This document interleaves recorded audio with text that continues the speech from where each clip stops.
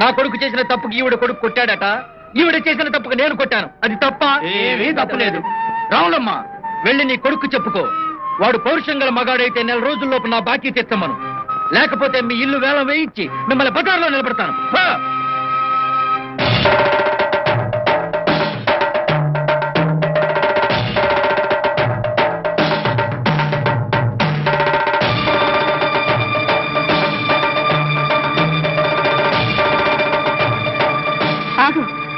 ఎక్కడికి ఆవేశంగా బయలుదేరావు? ఆ రాయుడి ప్రాణాలు తీయడానికి. ఇప్పుడు ఆవేశపడి ప్రయోజనమే ఉందిరా. ఆ రాయుడు బాకీ తీస్తున్నందుకు తప్పు పట్టాడు, తప్పు చేసినందుకు చెంపదెబ్బ కొట్టాడు. నా కొడుకు సమర్థుడైతే ఆ రాయుడు బాకీ తీరుస్తాడు. నా కొడుక్కి బాధ్యత తెలిస్తే తల్లి రుణం చెల్లించుకుంటాడు. అమ్మా, ఒరే గోపాల్, ఎప్పుడు బాగుపడతావురా అన్నప్పుడల్లా కన్న తల్లివి నువ్వే చెప్పలేకపోతే నేనేం చెప్పగలను అనేవాడివి. కన్న తల్లిని కాబట్టి ఇప్పుడు చెప్తున్నాను రా, నీకు చేతనైతే, నిజంగా నువ్వు పౌరుషవంతుడివే అయితే ముందు ఆ రాయుడు బాకీ చెల్లించు. వాడి అహం మీద దెబ్బ కొట్టి నీ తల్లి రుణం తీసుకోరా.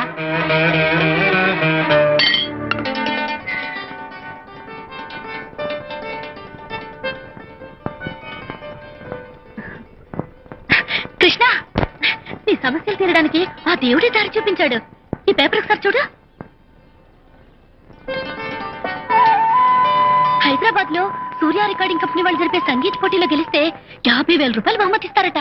అక్కడికి పెద్ద పెద్ద వాళ్ళు వస్తారు. నెల పెద్దవాళ్ళు రావచ్చు, కానీ నువ్వు తక్కువ వాడవని ఎందుకు అనుకుంటున్నావు? చూడు, ప్రయత్నిస్తే సాధ్యం కాంది ఏదీ లేదు కృష్ణ. నువ్వు ఈ పోటీల్లో గెలిస్తే మీ అమ్మగారు రుణం తీర్చుకునేవాడు అవుతావు, మన ఊరికి మంచి పేరు తెచ్చినవాడు అవుతావు. దయచేసి వెంటనే హైదరాబాద్ బయలుదేరు కృష్ణ. ఆ విధంగా నెల ఇచ్చిన ప్రోత్సాహంతోనూ అమ్మకు జరిగిన అవమానం పోగొట్టాలని ఉద్దేశంతోనూ నేను ఈ పట్నం వచ్చాను. ఆ షిరిడీ సాయిబాబా దయవల్ని నేను ఈ రోజు ఇంతటి వాడినయ్యాను. తల్లి రుణం తీర్చుకోగలుగుతున్నాను. చాలా సంతోషం బాబు. నా కొడుకులో ఇంత మార్పు తెచ్చినందుకు ఆ భగవంతుడికి ఎంతో రుణపడి ఉన్నాను. భగవంతుడి రుణం తర్వాత తీర్చుకోవచ్చమ్మా, ముందు రాయుడు రుణం తీర్చుకోవాలి. అవునవును, ముందు ఆయన సంగతి చూడండి, లేకపోతే వడ్డీలు పెరిగిపోతాయి. అమ్మో, ఎక్కండి ఆయన. ఏమిటి ఆశ్చర్యంగా ఉందే? నేను ఇచ్చిందంతా ఇచ్చేసావా? అమ్మా, ఇవ్వాల్సింది ఒకటి మిగిలిందిగా, అది కూడా ఇచ్చేసేయి. రాయుడు, ఆ రోజు మా అమ్మను మీ ఇంటికి పిలిపించి చెంపదెబ్బ కొట్టి అవమానించావు. అదే చెంపదెబ్బ ఈ రోజు నా తల్లి నీకు కానుగ్గా ఇచ్చింది. ఈ తల్లికి బిడ్డగా మిగతా వడ్డీ నేనిస్తున్నాను. ఏం పెద్ద మనుషులు, నేను చేసిన తప్పంటారా? రామా, నా కాపీలు దాకా ఆడిది బ్రహ్మాండంగా ఉందంటారా? సత్యం, నా విజయానికి కారణమైన గురువు గారిని నీలాంబర్ని కలిసి వస్తాను. వెళ్ళరా గురు, ఆల్ ది బెస్ట్. ఈ పల్లెటూరులో ఎట్టించే వస్తా తెలియదు దేవుడు. అమ్మా,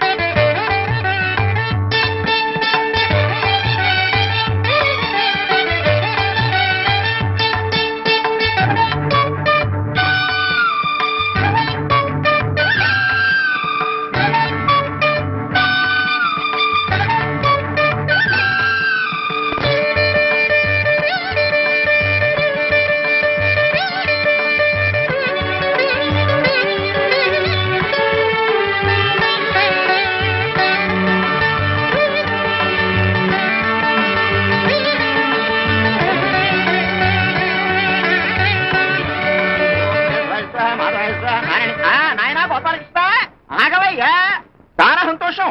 నువ్వు పట్నంలో చాలా ఘనకార్యాలు చేసి వచ్చాయని చెప్పేసి ఊరు వారంతా గొప్పగా చెప్పుకుంటున్నారు. అంతా మీలాంటి పెద్దల ఆశీర్వాదమే. అవును, ఎక్కడికో హడావిడిగా పెడుతున్నావు? మాధవయ్య మాస్టర్ గారండి. శివ శివ, ఇంకెక్కడ మాధవయ్య మాస్టారు, ఇంకెక్కడ నీలంబరణ. ఆయన గోదావరి పుష్కరాలకు వెళ్ళినప్పుడు లాంచ్ నీట మునిగితేను తండ్రి కూతుళ్ళు ఇద్దరు ఈ లోకాన్ని విడిచిపెట్టి వెళ్ళిపోయారు నాయన.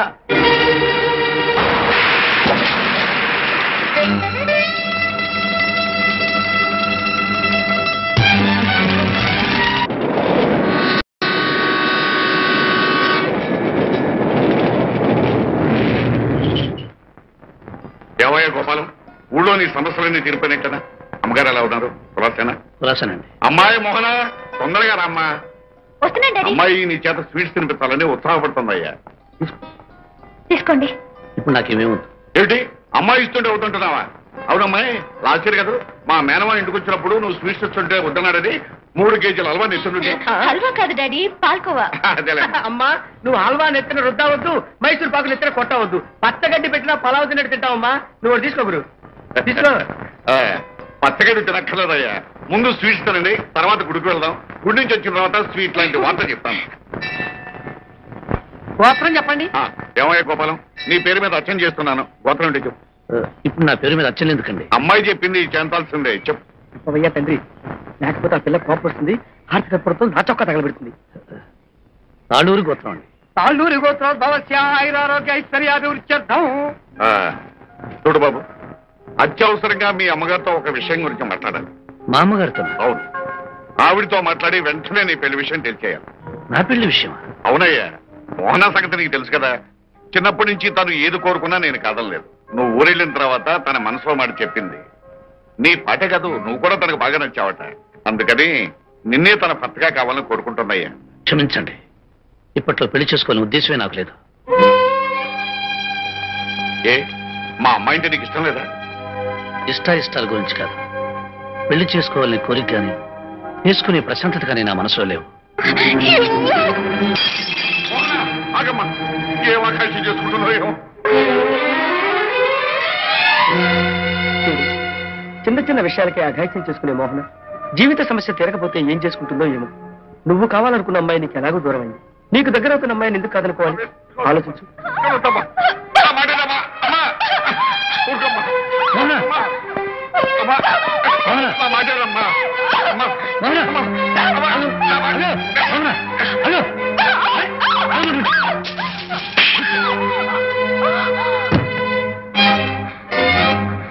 నన్ను కొట్టడానికి మీరెవరు? మీకే అధికారం ఉంది? నీకు కాబోయే భర్తను కనుక కొట్టాను. నాకు కాబోయే భార్యకు ఏ హాని జరగకూడదని కొట్టాను.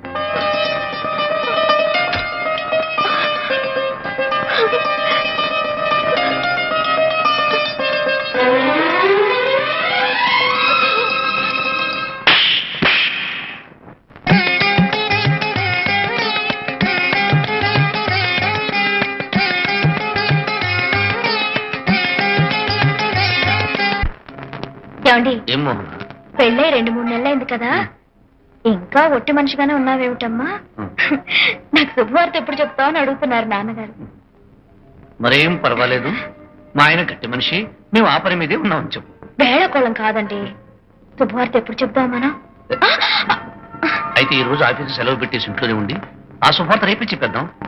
చాలా ఊరుకోండి, ఆఫీస్ టైం అవుతుంది, పదండి. హలో, ఎవరు? అవును గురువా, నీ అనుమానం నిజమైంది.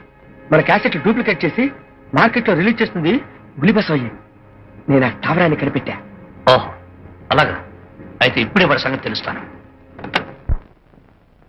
లాభం లేదు పెద్దరెడ్డి. ఆ సూర్యంగాడు అమ్మాయికి మొగుడు కాదు, మన దొంగ వ్యాపారాలకి యముని తీసుకొచ్చి పెట్టాడు. ఈ అల్లుడు గిల్లుడు ఎక్కువైపోయి మనల్ని సేక్ చేసి పారేస్తున్నాడయ్యా. ఈ అల్లుడు గిల్లుడు అప్పుడేం చూశావు? గిల్లిన చోట గిల్లకుండా ఒళ్ళంతా చిల్లులు పడేటట్టు జల్లెడ చేయాలిగా. అల్లుడు గారు అడుకోకుండా వచ్చారు.